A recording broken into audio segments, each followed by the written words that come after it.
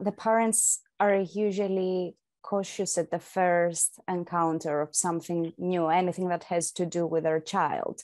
However, even from the first meeting, they understood the nature of the model, which was so close to their everyday life, so naturalistic, which made it immediately easy. And at the same time, again, only the beginning, the information might seem a lot. However, many of that is like part of the everyday life, some simple things that parents hadn't realized until that moment, that, oh, I'm actually working now with my child by singing a rhyme to them. This part made it really pleasant and easy, both for the parents and for the child, and above all for the connection between them.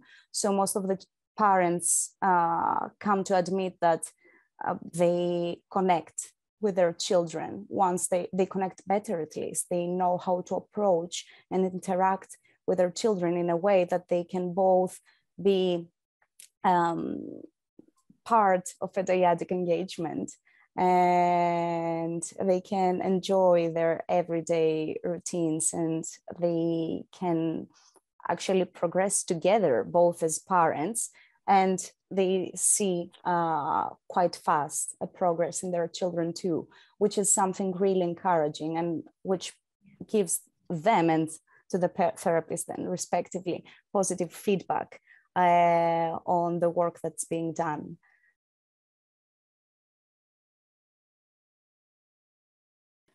Well, initially, when a parent seeks help for their child, they don't seek feedback immediately, because the first few sessions is much more sharing of information. You're the one who's constantly giving them feedback.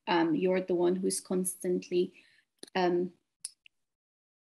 advising them on the next steps. And yes, there is a stage where you're getting to know the child and the family, where you do ask in your initial assessment. I think what happens in terms of the feedback, it's a process that takes a bit of time. And for me, particularly in my experience, the feedback has been the progress that they see for themselves. It's a model where the actions and the progress of the child speaks volumes for themselves.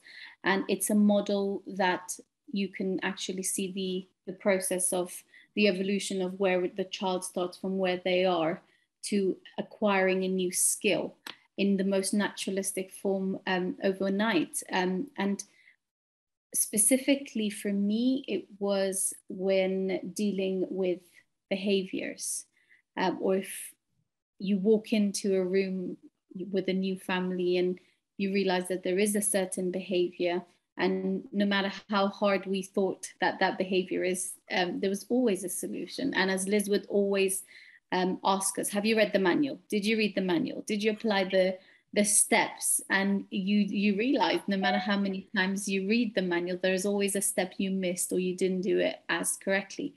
So the feedback would from the parents following on from the progress that they would be has generally been very positive.